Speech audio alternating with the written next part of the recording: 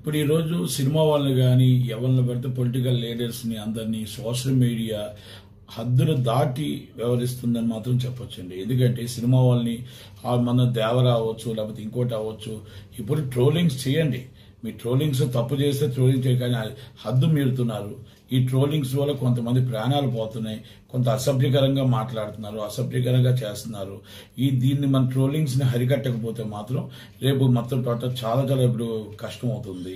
Feature ఏంటంటే is political నిన్న పారి కౌశల్ రెడ్డిది మొత్తం టోటల్ గా టీఆర్ఎస్ విభాగం విపరీతంగా ఆంధ్ర వాళ్ళని మొత్తం టోటల్ గా ట్రోల్ చేస్తూ ఇబ్బంది పెడుతూ చాలా కష్టం పెడుతూ వాళ్ళు మాట్లాడడం అనేది చాలా బాధాకర విషయం.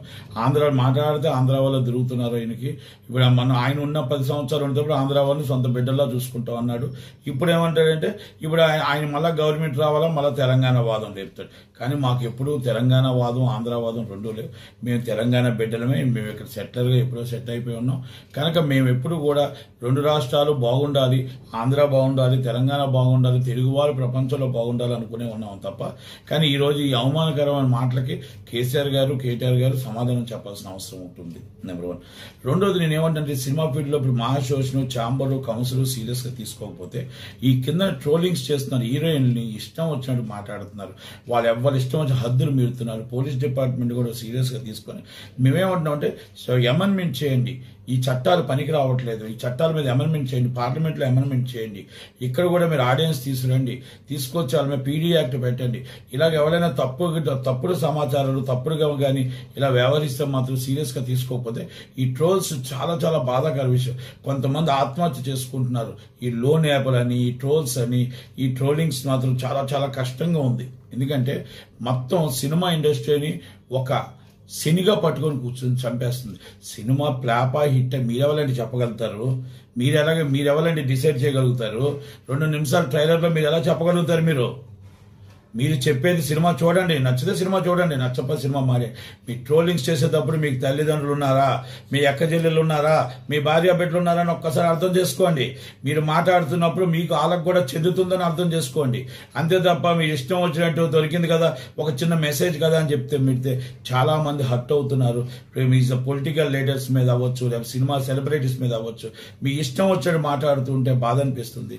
కానీ ఇలాంటి వాళ్ళ మీద డీజీపీ గారికి నా విన్నపం, మహాశోషణ విష్ణు గారికి నా విన్నపం, అలాగే నేను ఛాంబర్ వారికి, అలాగే కౌన్సిల్ జాయింట్ సెక్రటరీగా మా ప్రెసిడెంట్ గారికి అందరికీ నేను విన్నపం ఏంటంటే వెరీ సీరియస్లీ తీసుకోవాలి.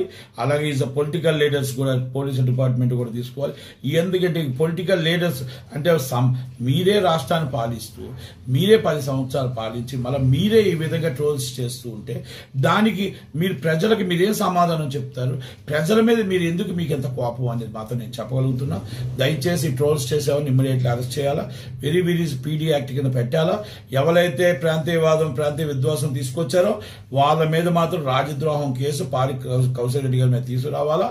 అలాగే నేను ఇంకోటి కూడా చెప్తున్నా, రేపు ఉదయాన్ని మీరు కేసీఆర్ గారు, కేటీఆర్ గారు, హరీష్ రావు గారు ఆంధ్రవాదం తరిమి కొడతామన్న మాట కౌశిక్ రెడ్డి గారి సమాధానం ఆయన వ్యక్తిగతం అయితే మీరు సస్పెండ్ చేయాలి.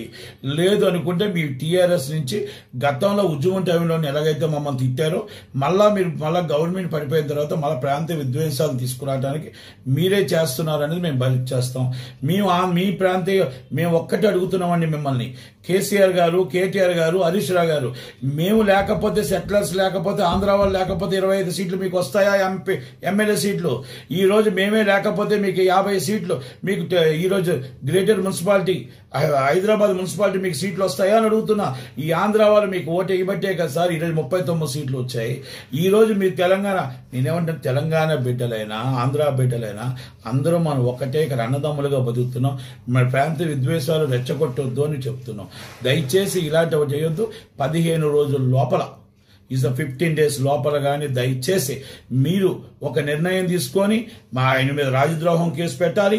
అలాగే పార్టీ కౌశల్ రెడ్డి గారి మీద మీరు ఇమ్మీడియట్లీ ఆయన పార్టీని సస్పెండ్ చేయకపోతే మీరు 10,000 మందిని పిలుపునిచ్చారు నిన్న హైదరాబాద్కి.